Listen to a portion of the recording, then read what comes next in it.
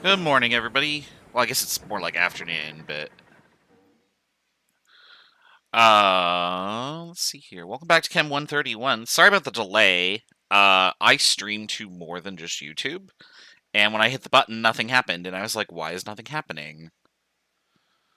And it took me forever to realize, oh, duh, I have to change where I am sending the server request to. So now it's back on YouTube. Hooray! And not some random like 2-second stream to some other channel. For some reason, I have both cats here now, meowing at me. We'll do the best they can. It's week 7. There's a lot of snow out. Hopefully, everybody is warm. And we're going to study more organic chemistry here. We're almost done with OChem, actually. We're going to move on to Biochem pretty shortly here. There is a lab that's due today. So the deadline's tonight, but that's a soft deadline. The hard deadline, last call, will be tomorrow. You'll get an announcement for that at that time. I honestly don't remember where we were the last time we did lecture because it feels like it was forever ago. So if you could tell me, like, did we finish polyesters? Like, I showed how to make a polyester. And while you do that, Maya will say hi. Say hi. Yeah. Say hi.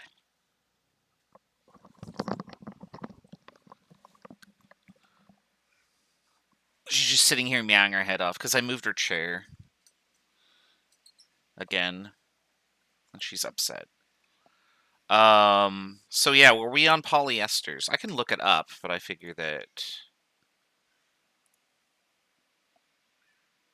the slide I'm on is the last slide we did. Okay, perfect. That's what I wanted to know. Okay, so we're here then. Okay, so I'm gonna have to squirt bottle Maya here. So go away. You cannot do this to me, Maya. Sorry. She's gonna come back in 5 minutes, so I'll have to squirt bottle her again. All right. So earlier in the chapter, I'm actually gonna go back a few slides to show this reaction here. We talked about, excuse me, how you can react a carboxylic acid with an alcohol. And the issue that we had here was that this arrow that we drew this reversible arrow.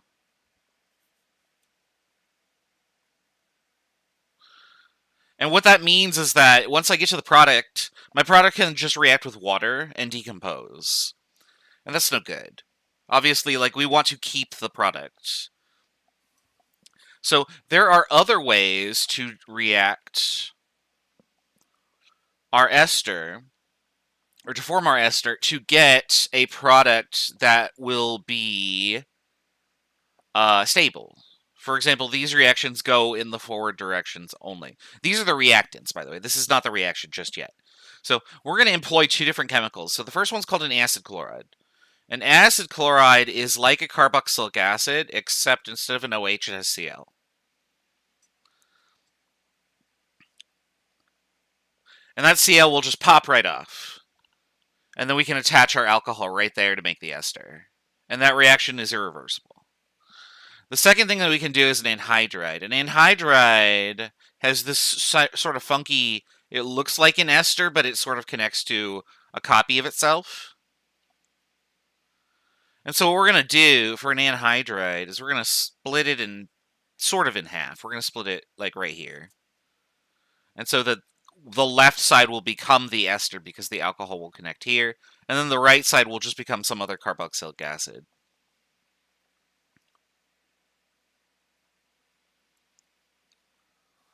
Now, each of these reactions can be shown as just adding your alcohol across this bond. Because the bonds that are shown here, whoops, where's my cursor? Where is my cursor? There it is. So the bonds that are shown here and here can be replaced by the alcohol. And we're going to show that in just a second.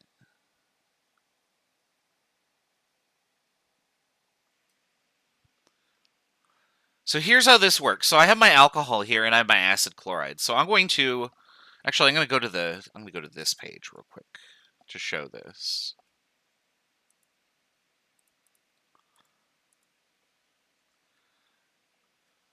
I probably shouldn't write in bright green, so let's try it this way. Okay.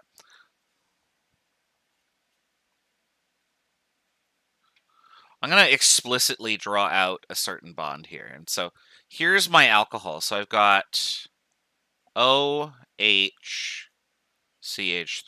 Okay. Everyone follow that. I've sort of kinked it in a weird direction. But the reason that I am doing it this way is not just because it has a tetrahedral geometry, remember, because there should be electron pairs right here, but to illustrate how this is going to work. And so what's going to happen is that I'm going to just make this H bond to Cl and this C bond right here, and break this bond and this bond.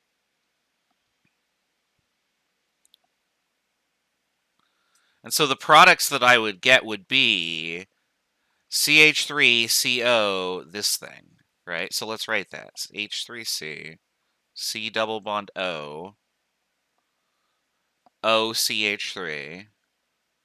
And I didn't draw the bond between these guys that I showed here, but that's okay. And HCl.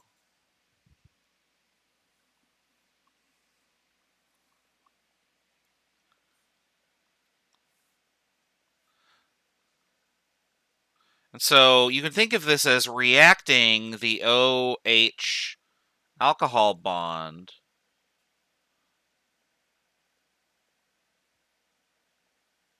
across the acid chloride.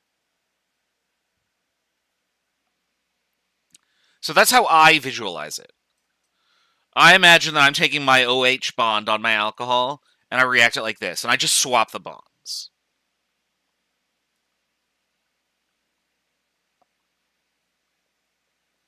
And then it's a matter of connect the products altogether. All right, so I'm going to tab this forward a little bit so that we can see the next one. So there's our product.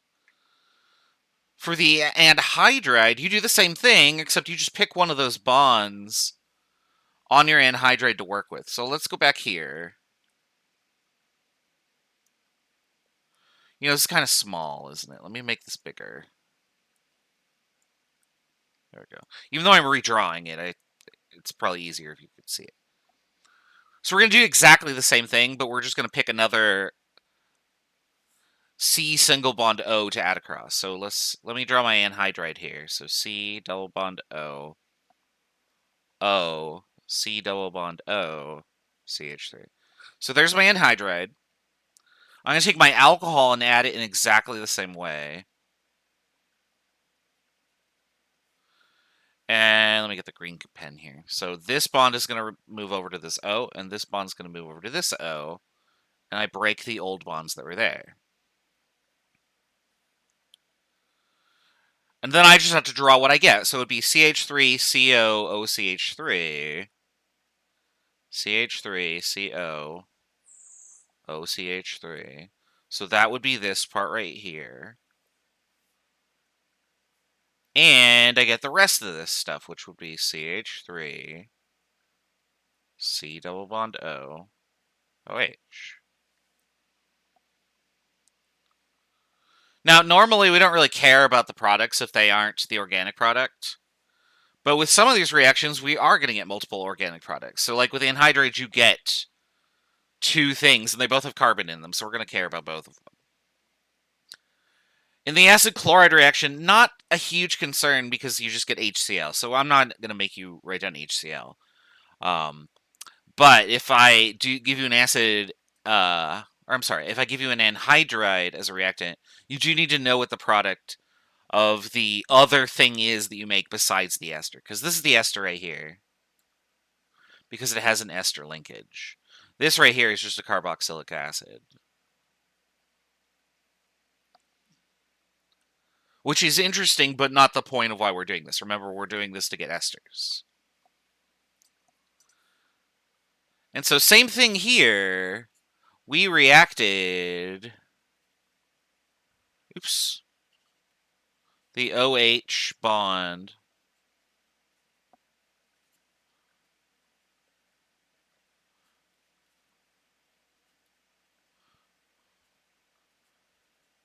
across the C single bond O bond of the anhydride.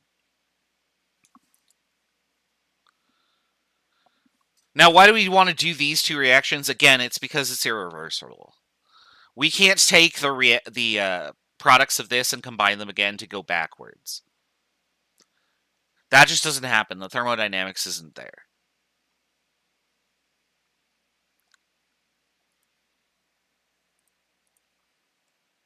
Oops.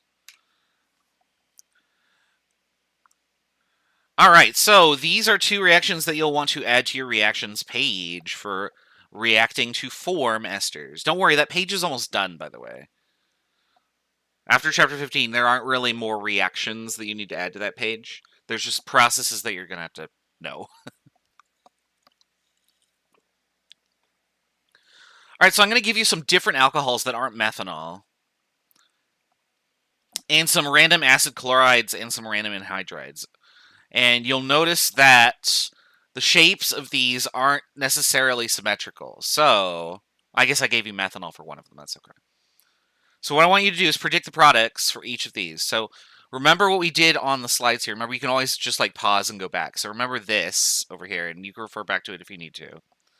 But predict the product of these two reactions.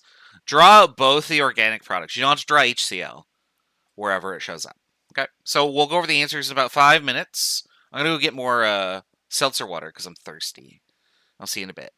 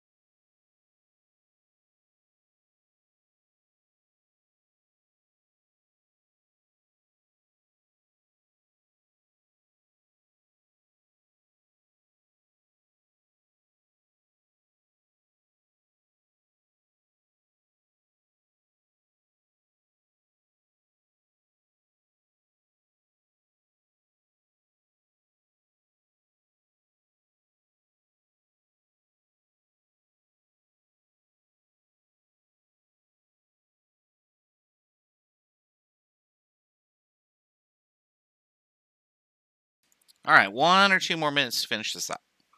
And we'll go over the answers.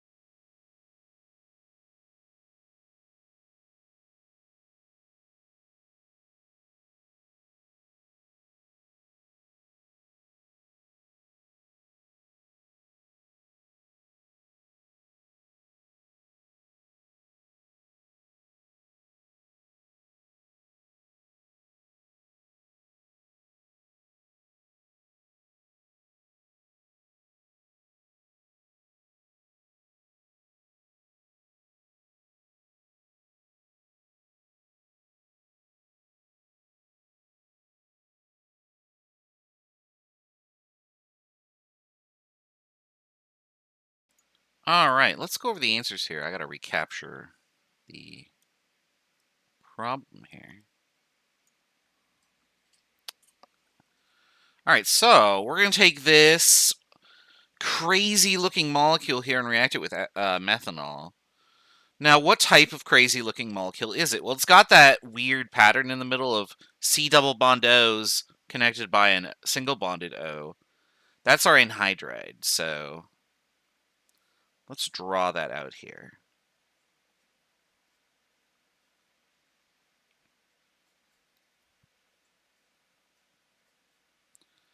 Now, I'm going to let you in on a little secret. Instead of drawing this benzene ring every time, you could totally just draw this, pH for phenyl, if you want to shorthand it in your notes. I'm going to just draw the benzene ring out every time because I'm the instructor. But I realize as a student, it's like, I don't want to draw this. It doesn't do anything. And that's totally fine. So there's my anhydride. I'm going to draw my methanol here. So OH, CH3. And then one of the bonds goes here and the other bond goes here. And we just switch the originals. And then we tidy up. We'll see what we make here. So I've got on the left side, I've got C double bond O, OCH3. And on the right side, I've got this C double bond O, OH. So there's our two products here. Now, be careful on an exam. I might rotate this 180 degrees so that the benzene ring is on the left for both of them. Or I might flip them upside down or something like that. I hit a button in ChemDraw and it just orients it in a random direction. So be aware of how molecules look and that you can rotate and flip them. Bop it, twist it, turn it, that sort of thing. For the next one, we have an acid chloride because it's got a chloride in it. Oops, I didn't click on the thing. And we've got isopropanol. So let's react that in the same way that we did our acid chloride from before. So here is our acid chloride. I'm going to write my OH like this, and then I'll connect the rest of it. So that should just be this. And we'll do the same thing. So this goes over here, and this goes over here. Get rid of the old bonds. And that will give us This used to be a Cl connection. Now it's O isopropanol. And HCl, but remember, you don't really need to worry about HCl because it's not an organic product. So if you didn't include HCl, that's fine.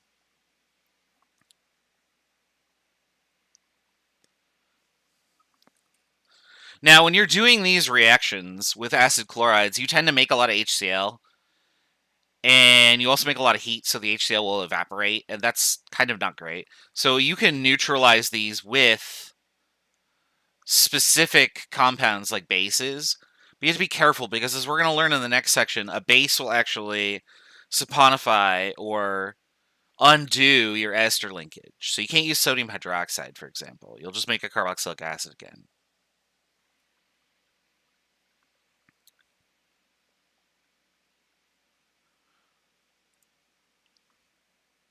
All right, so we've talked a lot about how to make esters.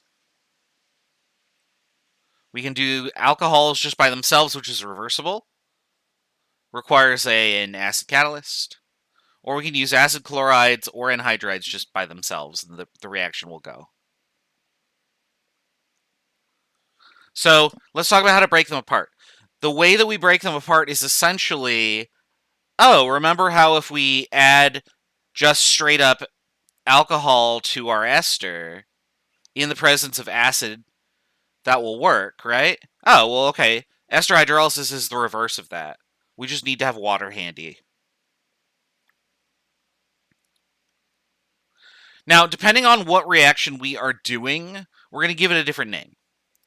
And so these reactions are important because they happen under various circumstances, either in your body, such as like the breaking down of triglycerides into fatty acids, or the formation of them. No, sorry, not the formation, because that would not be hydrolysis.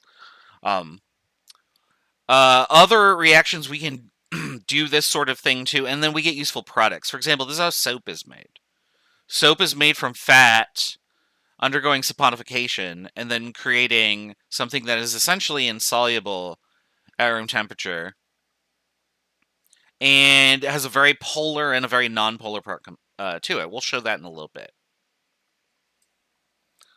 I don't know why the products just showed up there. Let me just put the first thing up there. I guess I didn't animate it correctly. That's okay. So the first reaction we're going to look at is called hydrolysis. Because we're specifically hydrolyzing an ester, we'll call it ester hydrolysis.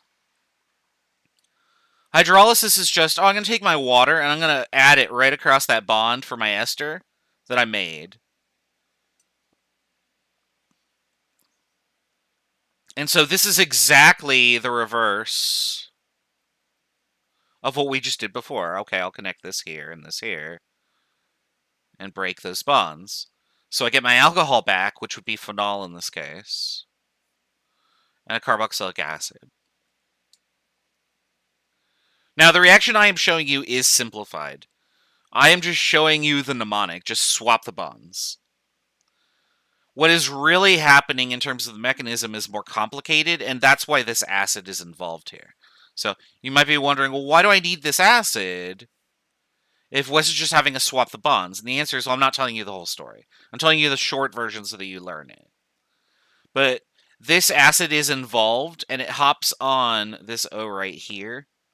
And you don't really need to know that, but just in case you're curious, like, what part does the acid play?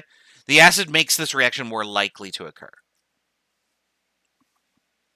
That's why it's acid catalyzed. And then when it's done, the acid pops back off and you can use it again. So that's hydrolysis. Hydrolysis is just, we'll add water across that same bond we've been working with the whole time and undo our ester. Let's do an example. I'm going to hydrolyze this ester. This is the ester this isn't an ester that I got in a previous reaction, I guess. I saw this group and it looked familiar, but it's different. So I want to hydrolyze this. So first I got to check, am I using water and acid? I am. So I can go OH, H, and the OH is always going to go back to the carbonyl. So this one's going to go, that didn't really, Actually, that was fine, but that's okay. So this bond's going to connect to H, and this bond's going to connect to this carbonyl here. And I'm going to break the original bonds. So that means I should have CH3CH2CO OH. And I'll have this isobutyl looking thing connected to an OH here. So doot OH. And when I hit the spacebar, that's what I should get.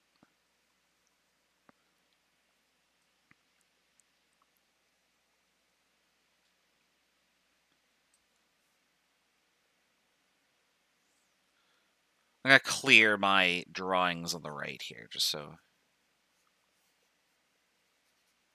you can see that. There you go.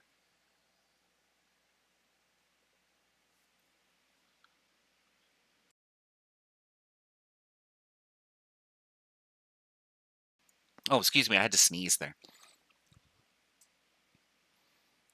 Oh, I gotta sneeze again. Hold on.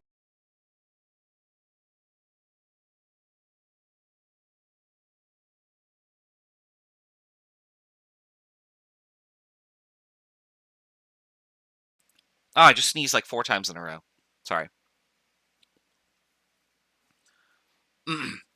So for hydrolysis, the effect is that you're adding an OH on each end? Yes, because... Let me get the highlighter here. Here's the OH I'm adding on the left. And then here's the OH I'm adding on the right.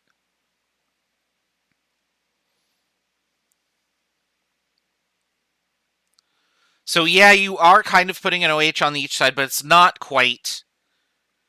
It's not quite what you said, because if I was adding OH to both sides, I'd have an extra O somewhere. Gosh, I might sneeze again. Hold on.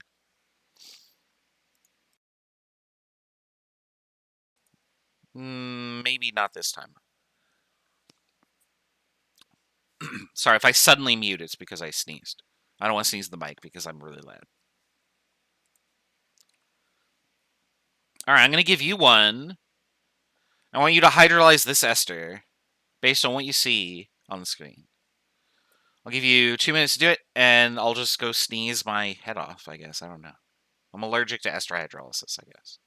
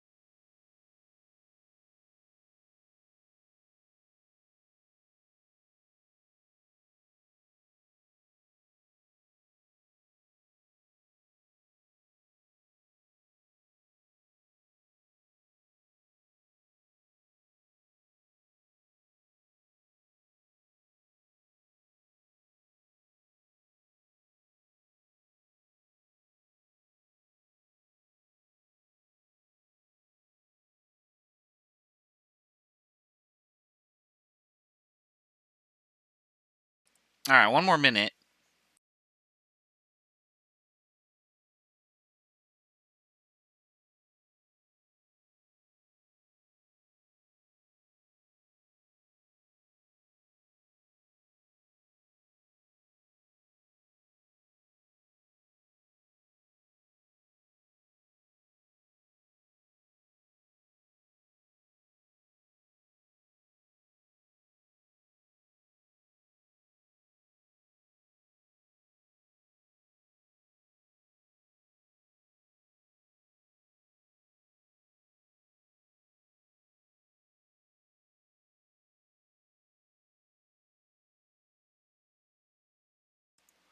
All right, let's go over the answer. Actually, before I do that, I just want to make sure that there isn't a second one there.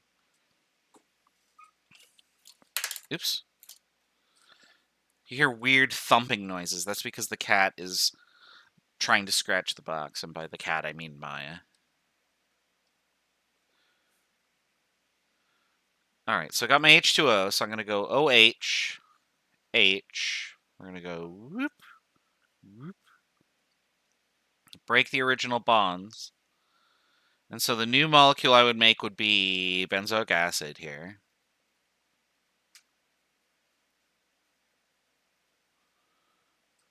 And propanol. 1-propanol specifically. There you go. Maya. Oh my goodness. She's under a chair in the corner of the room, looking through it. I could barely see her. And she's just meowing at me. Why don't you love me, she says. Why do you spend so much time with your class? Cats. Anyway, there's the answer. Let me know if you have any questions.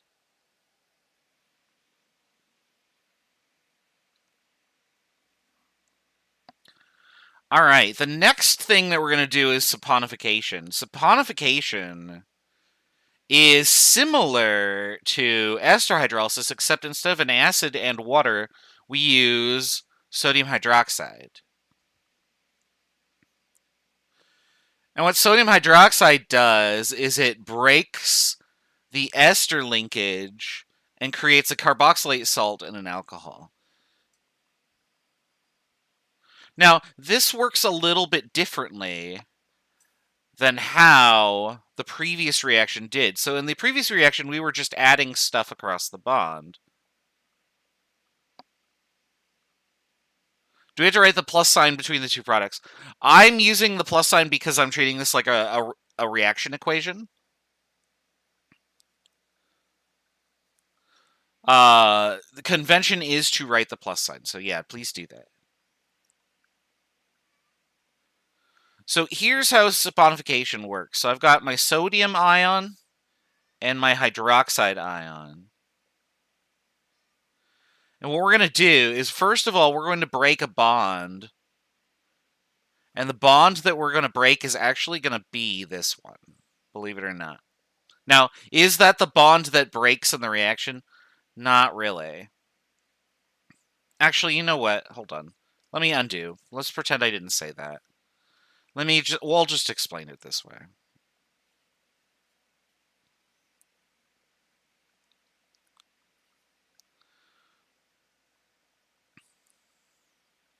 I thought of one way to explain it, but this is probably going to be easier. We're going to do the same thing. I'm going to just put the OH with its minus charge, and we're going to do the same thing we did before. Like, yeah, that's a much easier way to explain it.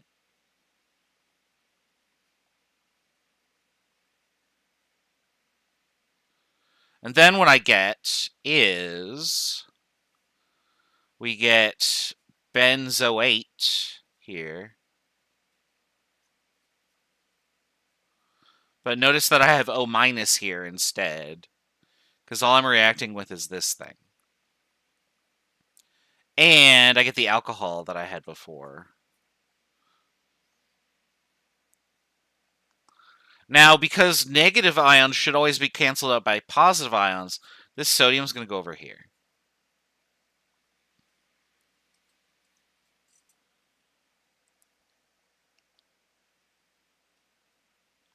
So our products were a carboxylate salt, that's this guy,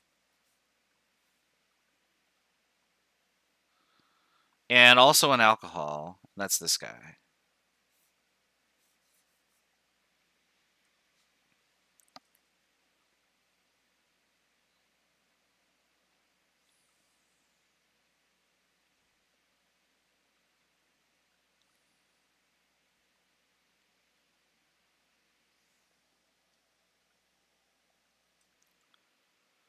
All right. Oops. Sorry, all my stuff is appearing on top because, of course, it is. All right. So, using that same sort of idea, using the OH minus on each of these, I want you to add. Oops. Sorry, I lost the cursor there.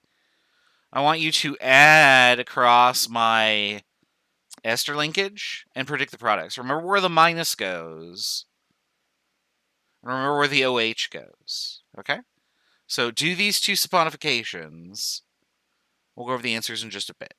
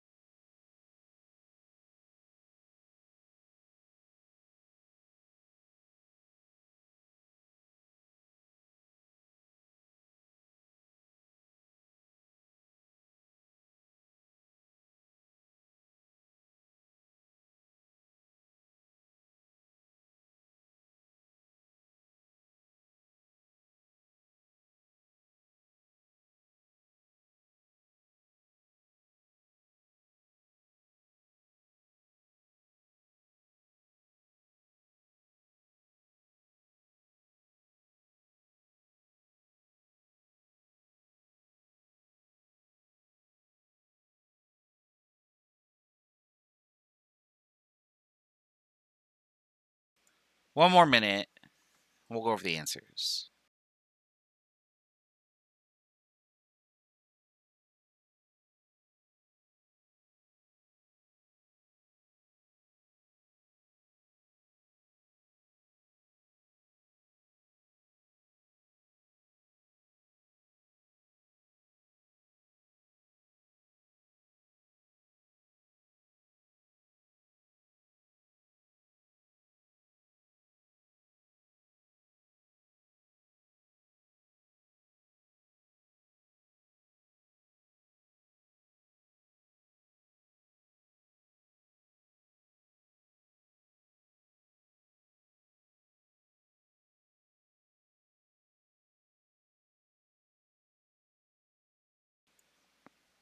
Alright. I had to stop a cat fight.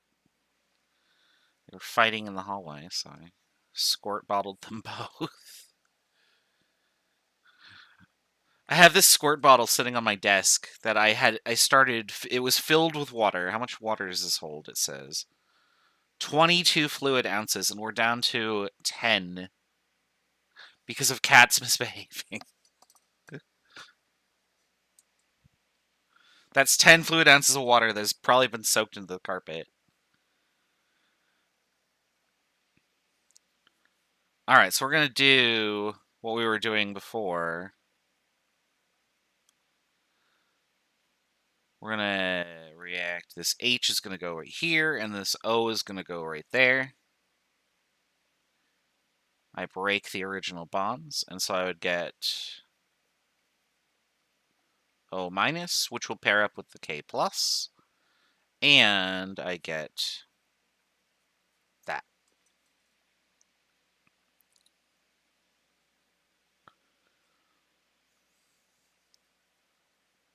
Same thing down here. O minus and my H.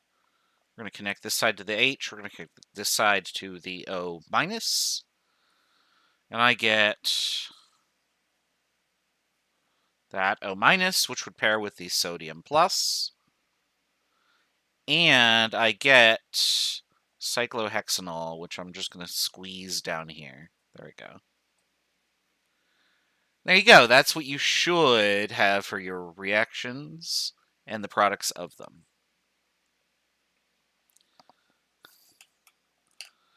All right, we're going to do 2 more slides before we take a break. We're going to talk about phosphate esters really quick. We're not really going to talk very much about phosphate esters other than that they exist and that they are going to be important for things like ATP synthesis. They are also important for making specific lipids. I'm trying to remember what the name of the... I want to say it's a glycolipid is the one that we're going to care about here. It might be sphingosine, I'm not sure. I think sphingosine has choline, but that's... yeah, whatever. The other thing that this is going to be important for is DNA. DNA backbone is made from alternating phosphoric acids and deoxyribose is the name of the sugar. And you just make phosphate esters. So you go... well, I guess I could just draw it here. Oops. Dropped the pen. So if my phosphoric acid is represented by this, and a carbohydrate is represented by this,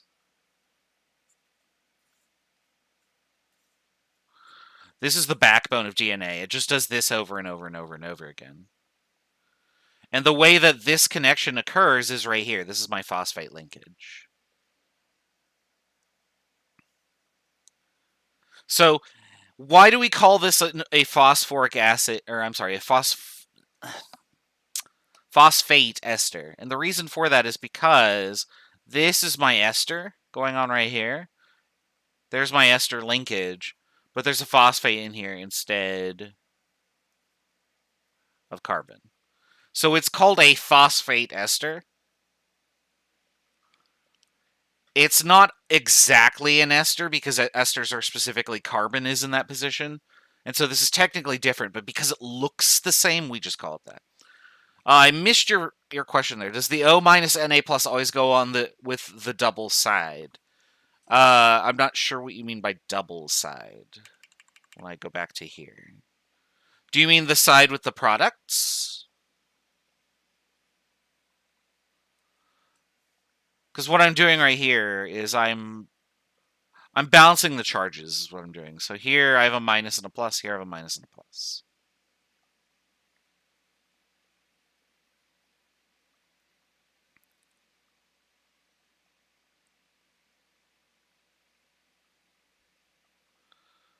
Double bond. Oh, I see. Okay. Yeah, it will. Because you're always going to make a carboxylate salt, and the carboxylate salt is this part right here.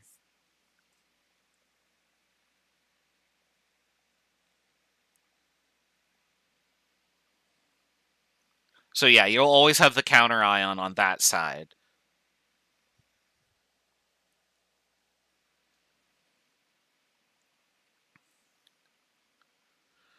Going back to our phosphate esters, you can make an ester out of any of the positions. Let me just go back to the previous screen here. So you'll notice that there are 3 different OH groups coming off of phosphate. And you can make an ester to any of them. The 4th position will always remain P double bond O. Now you might notice that, wait a second, there's 5 bonds around my phosphate. And believe it or not, this is okay. This is something that we don't cover in this class, that some atoms actually exceed the octet rule. If you see phosphorus doing it, though, that's okay. So don't worry too much about that. That is something that phosphorus does. Now, if I make 1 ester, I call it a monoester. If I make 2, we call it a diester, and then 3 would be a triester. That was supposed to be an underline. I didn't mean to scratch that out. Now, we're just going to see these later on. We're going to say, oh, okay, this makes a diester, and here's what the structure looks like. So just keep this terminology in mind. You'll see it again in biochem and cell bio. All right, that is it for esters. And that is it for all the carbon and oxygen combinations that we care about. So what is left for us to cover in organic chemistry? Nitrogen. And so when we get back for the remainder of the chapter, we are going to talk about what nitrogen does. First by itself, and then when it acts with carboxylic acids and makes other reactions. So let's go to the break time screen. We're going to take a 10-minute break. Where's my timer? There it is. I'm going to put back on the Donkey Kong Country music. It's really good, and they've recently remastered it. Like, when was this released? 1995? So it's been 25 years since this music came out, and somebody found a way to, like, restore it to how it was originally, so enjoy.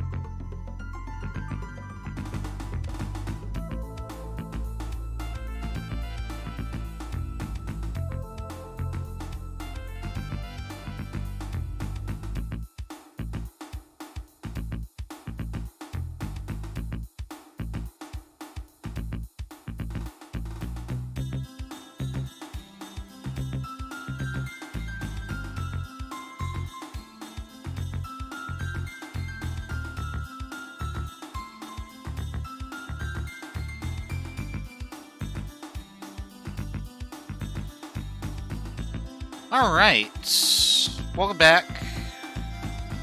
We're going to continue on to amines, which are the first compounds in this class that we're going to deal with that contain nitrogen. Ooh. All right. So the chemicals in this section are going to be pretty similar to alcohols, except instead of having an OH, it's going to have NH in it. And because nitrogen likes to bond to more than two things, it wants to bond to three, you're going to see some differences there. So one difference will be there will be more H's on the nitrogen.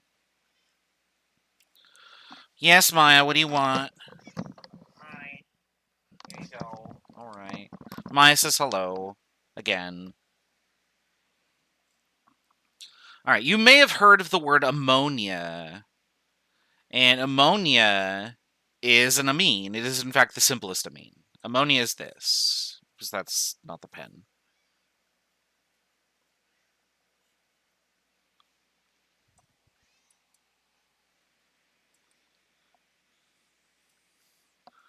All right. Now, the definition of an amine is that it is a nitrogen that has single bonded groups to it.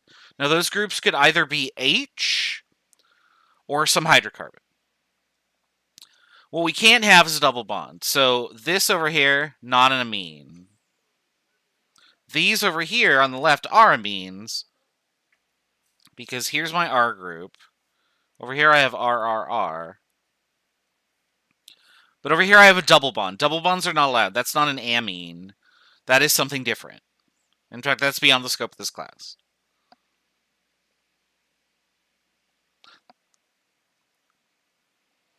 All right. So, just like what we have done in previous sections when we introduce a new functional group, we learn how to name it, and then we learn how to react it. So that's what we're going to do.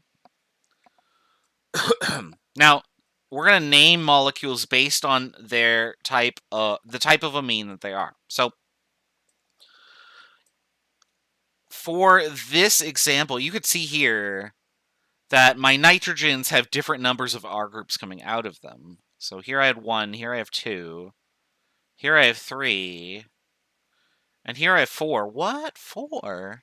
How the heck do I get 4? You could totally get 4. The number of R groups tells you what type of amine you are working with.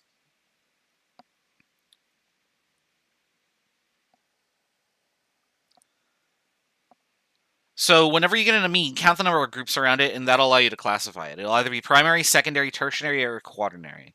Now, importantly, if you make a quaternary amine, you make an ion, specifically a cation, which means that there is a positive charge on the nitrogen. That's because when I draw the Lewis structure of these nitrogens, I'm actually drawing these electrons in them, or at least they're implied, so that I fill its octet. But in order to make a fourth bond, what I would have to do is I would have to give one of these to something else to make the bond, and then this nitrogen would only really have 4 electrons available. So it gets a positive charge. Don't worry if that doesn't quite make sense, because I am hand-waving over the bonding here. Suffice it to say that if you make a quaternary amine, don't forget to put the plus charge on it. That's going to become very important later when we talk about ammonia versus ammonium. And ammonium you should have seen in Chem 121.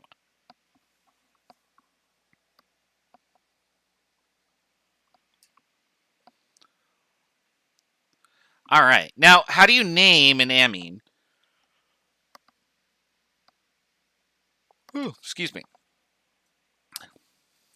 When you're naming amines, you're going to label all the R groups, and you're just going to name them kind of like how you name an ether. You just arrange them alphabetically. But with amines, there are no spaces. So you just list all the groups, and then you write amine at the end.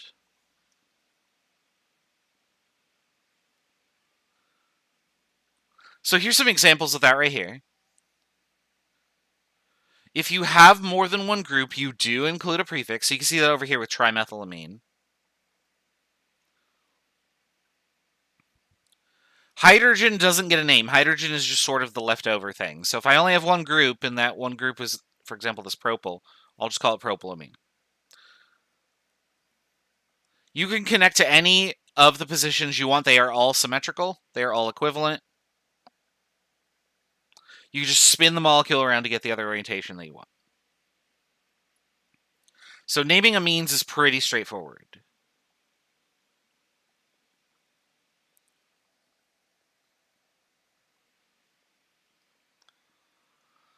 All right, so what I want you to do here is I've given you a bunch of molecules. You can see that we're starting to get into some of the groups that I haven't used before. So on the right here, this is a different looking R group. If you don't know, look it up in the previous slides.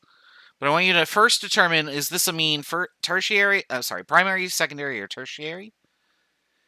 And then I want you to tell me its name. Okay. All right, so I'll give you a few minutes to do that while I don't know, bug the cat, I guess.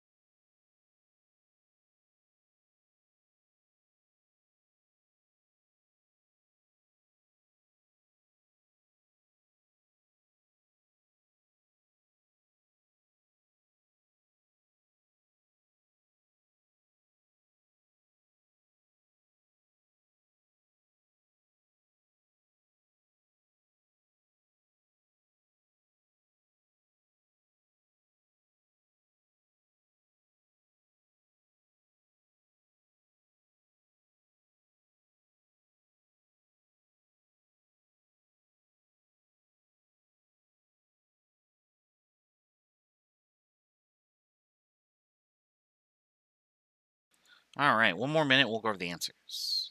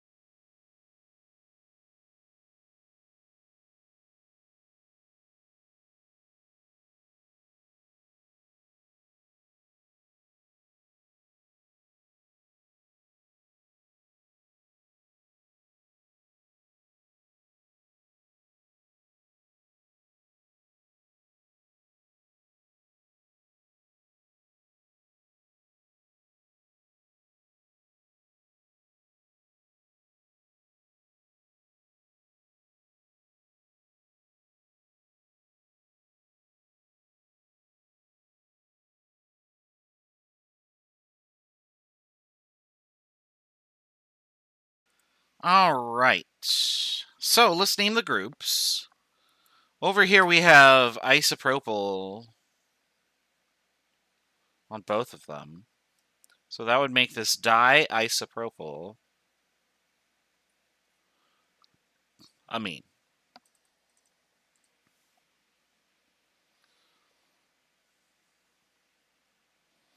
On the right here we have, let's see here, 1, 2, 3, 4. So that would be butyl. And then over here I have 2, which is ethyl. So this would be butyl ethyl amine. And there should be no space here. It just kind of looks like there's a space, so no space. I guess I could just go like this. Butyl ethylamine. There we go.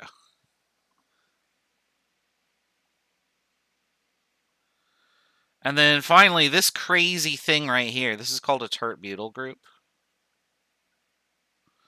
And so this would be tri-tert-butyl amine. Now, this one actually has hyphens in it only because the T in tertiary, or tert-butyl, by itself would look kind of weird. It would look like tritibutyl or something like that. So if you didn't put that in, that's fine.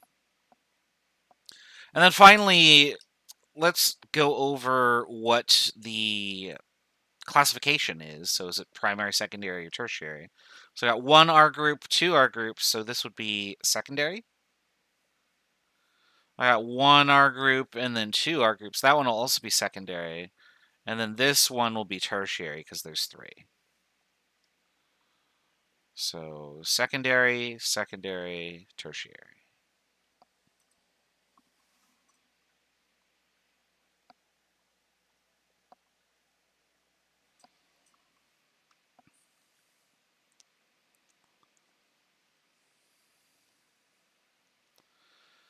All right. Now, if we have a molecule that has a really long chain and a bunch of groups on it, but the NH2 isn't like the primary feature of the molecule. So, for example, in this molecule, I could call this could be 1, 2, 3, 4, 5, 6. If this is my longest chain, this would be some sort of hexane.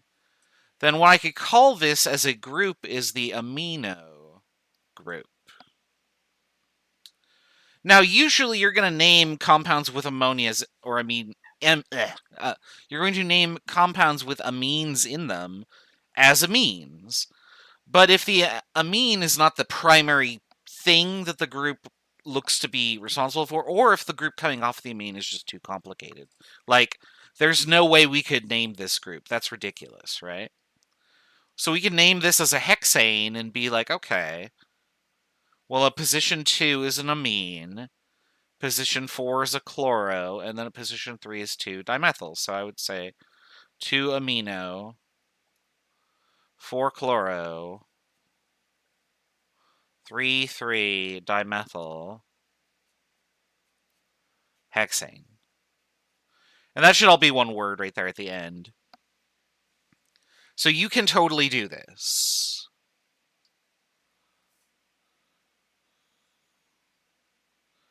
This is allowed. Now, are you going to see this kind of fairly often? Not really. Especially not in this chapter, because we're going to just be focusing on simple amines. And the whole reason that we're talking about amines is to discuss how they're basic, and also that they form amides. Like, those are the important things. The amide structure is going to be very important when we talk about proteins, because proteins are all just amide linkages over and over and over again.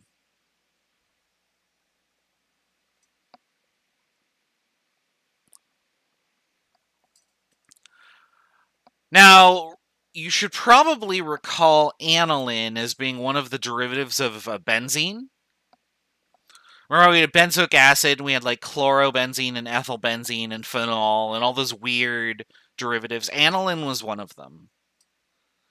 Aniline is like phenol, except instead of having an alcohol, it's an ammonia attached to it. NH2. Now, we're going to name anilines just like we named phenols. So that was a while ago. So if you need to review your notes, The alcohol chapter, which is the previous chapter we did, 14, has all of that there. But there is an interesting thing that comes up, and that is, let me just draw a picture of it really quickly. So I could have on my aniline, so let's suppose that this is my aniline. Maybe I have a chlorine here. So since this is always going to be position 1, this would be 2-chloroaniline. Okay, cool. That's easy enough. But what if instead I had this? Instead of having the chlorine on the ring, I had it over here. Like, what position is that? It's not a number, right? So the position that we call it is N. So this would be N-chloroaniline, because it's attached to the N. It's at the position N.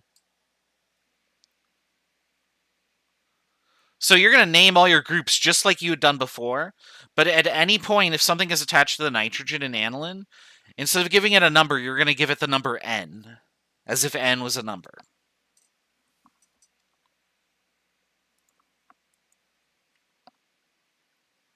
Now, in all printed text, that's going to be an italicized capital N. Obviously, you don't need to italicize your handwriting or text, but just so you know, that's the convention.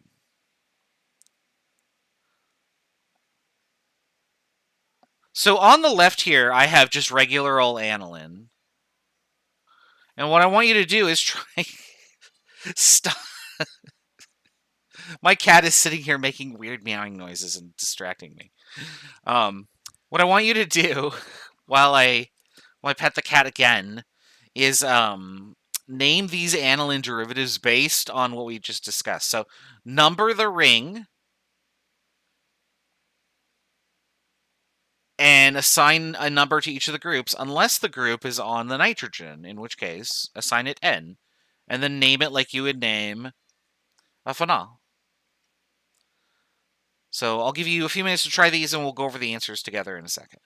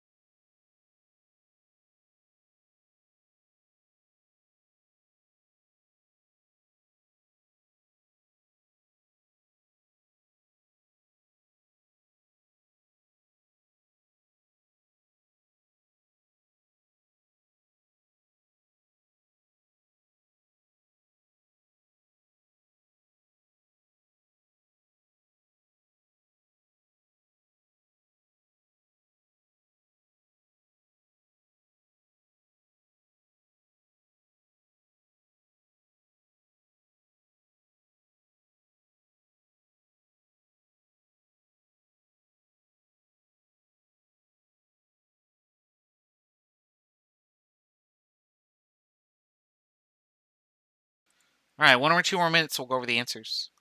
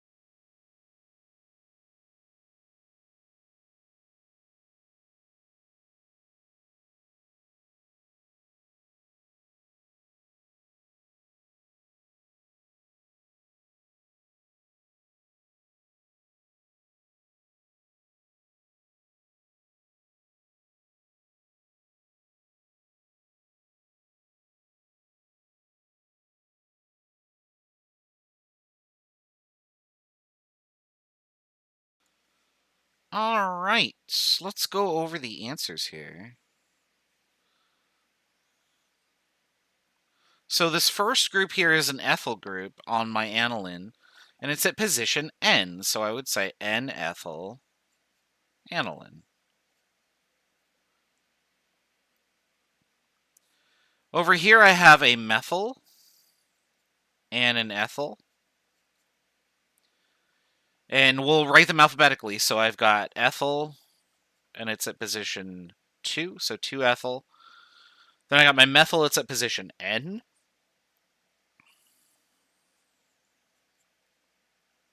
Aniline. And then finally up here, I have an ethyl and a methyl group. They're both on the N position, so this would be N-ethyl, N-methyl, aniline.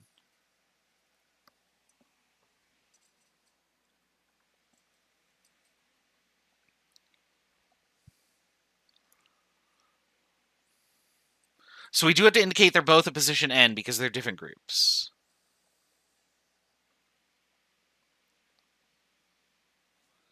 Boop, boop, boop, boop.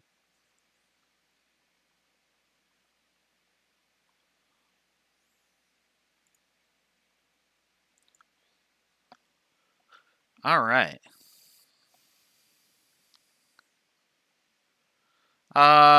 More examples. Here you go. So these are all aniline derivatives. Now, on top of naming these anilines, I do want you to tell me if the amine is primary, secondary, or tertiary.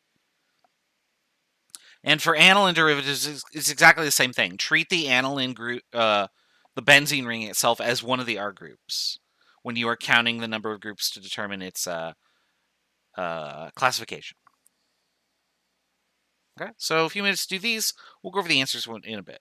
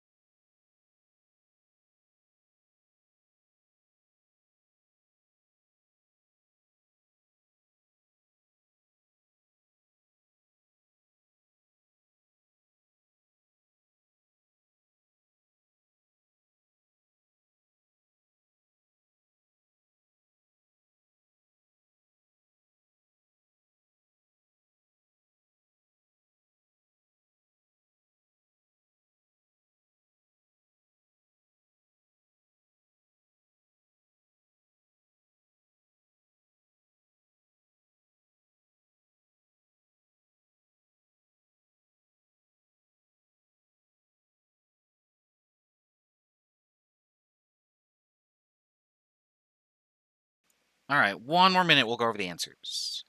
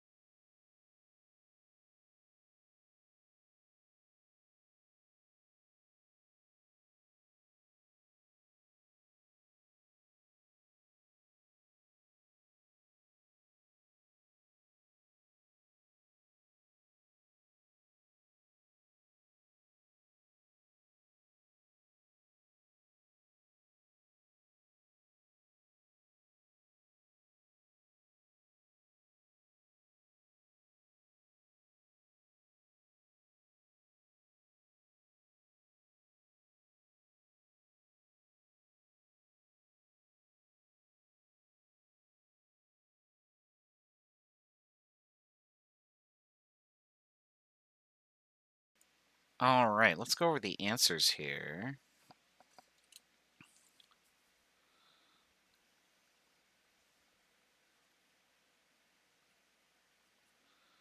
All right, so on this left group, or on this left molecule, I've named the groups here. So this would be N-ethyl, 2-methyl, aniline. I can't spell aniline.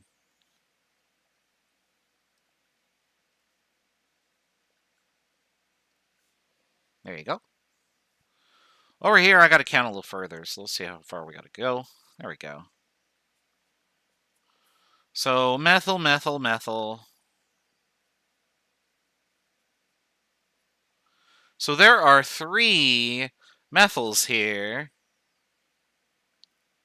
So this is going to be a trimethyl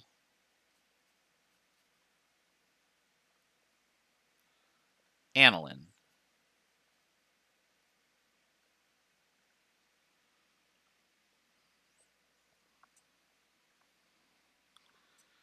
Now, when you number these molecules, so when you're numbering things, you're supposed to put all of the numbers in order, right? But how the heck do you decide whether to put the N first or last? Well, we have a convention for it.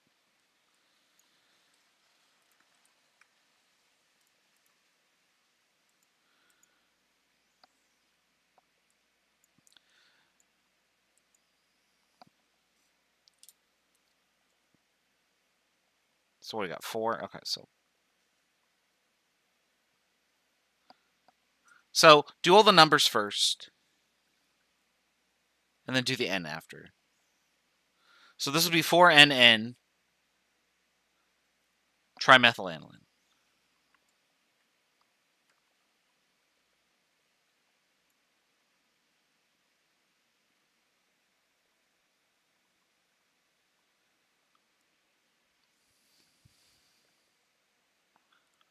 And then over here, we haven't really done 1, 2, 3, right? Okay, so propyl.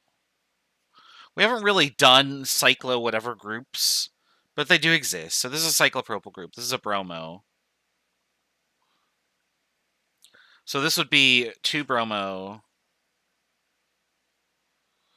N cyclopropyl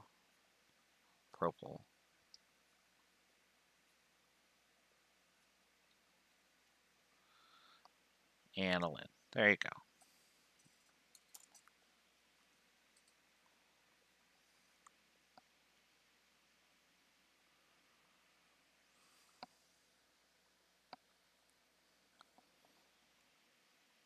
All right, that's how we name these.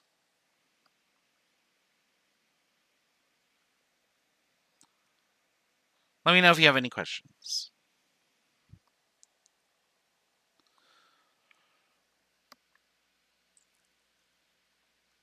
Now, the N thing is going to come back when we start naming amides, because we can have functional groups coming off of the nitrogen in the amide or off of the carboxylic chain.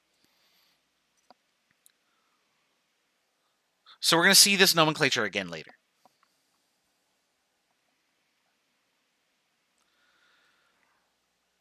Now, let's suppose that instead of working with an amine, you were working with an ammonium. Which means that instead of having 3 groups bonded to your nitrogen, you had 4. Naming ammonium cations is exactly the same as naming amines. The only difference is that you change amine at the end to ammonium. Now remember that whenever you have 4 things bonded to your nitrogen, you're always going to have a positive charge on it. You're always going to get a cation out of that. So you're always going to have this, and it's going to end with ammonium.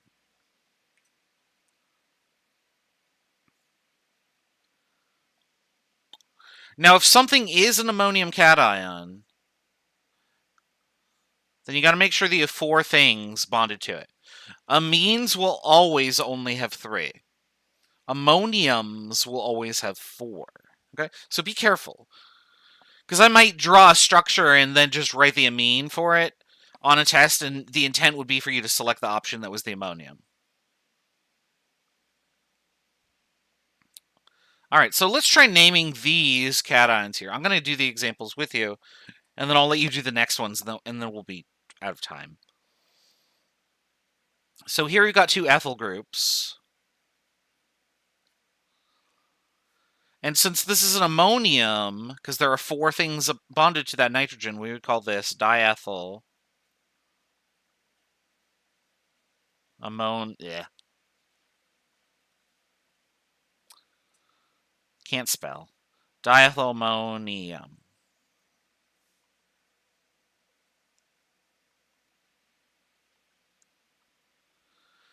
I'm going to skip over the middle one for a second.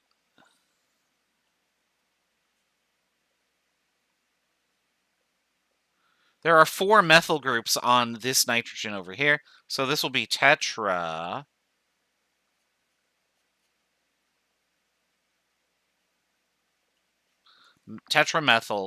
ammonium.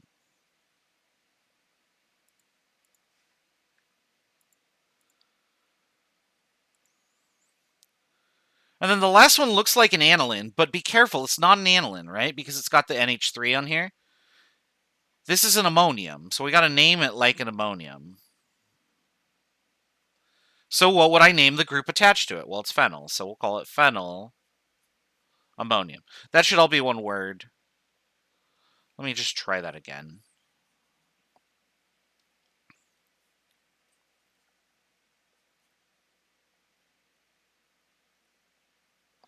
There you go. And then, of course, when I hit the spacebar, all of the words appear anyway, so, you know.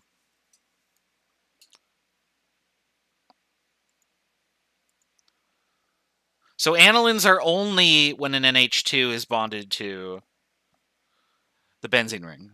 If you have an NH3 instead, it's an ammonium, so be careful.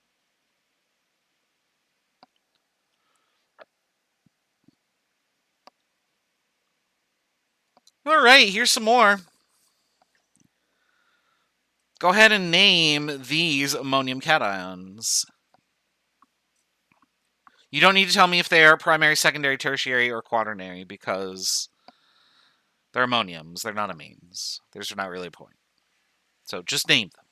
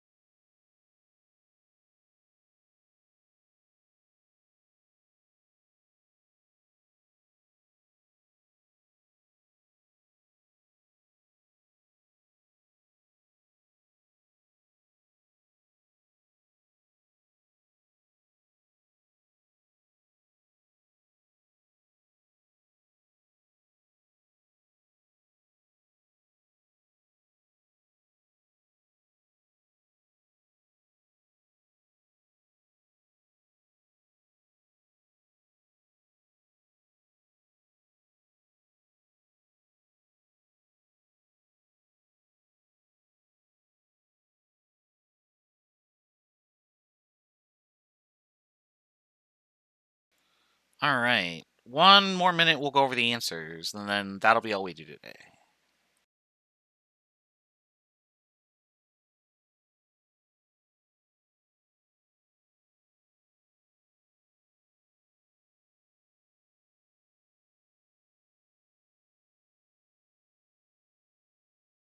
If you're waiting, you can do this extra problem that I just noticed. I forgot to put it on the screen here. But draw a picture of what this looks like.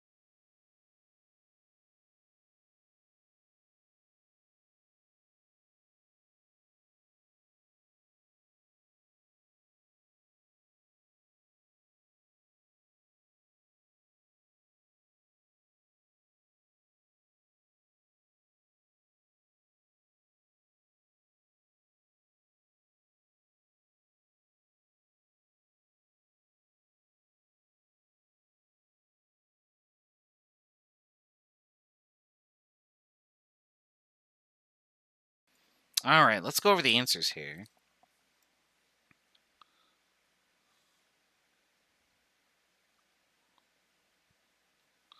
So this would be ethyl, methyl, ammonium.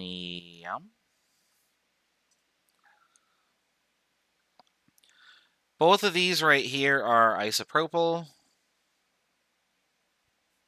This is an ethyl.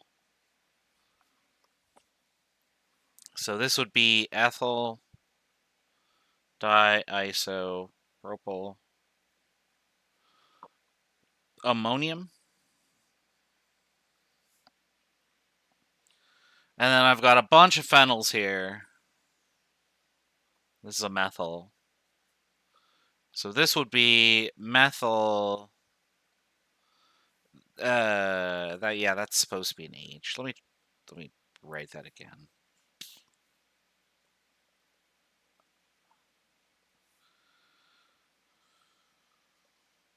Methyl triphenyl ammonium. There you go.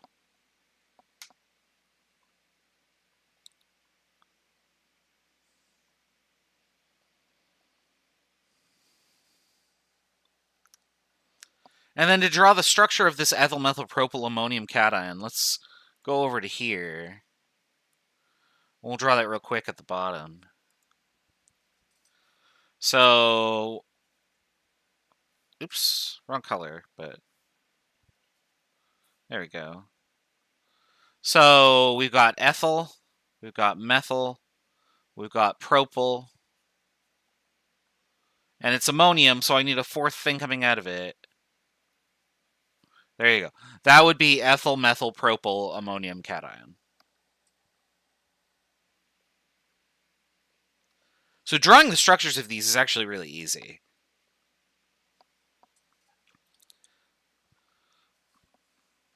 All right, so today we have covered not just the rest of esters and their hydrolysis, but we have gone over how to name amines, ammonias, and anilines. So tomorrow for lecture, what we're going to do is we're going to talk about some various properties of amines. We're going to move on to amides. We're also going to do acid-base chemistry for amines. And we might finish up organic chemistry, which would be really nice. Yeah, that's really all I got. So if there aren't any other questions, let me know either in the chat or in Discord or over email, because that is it for today.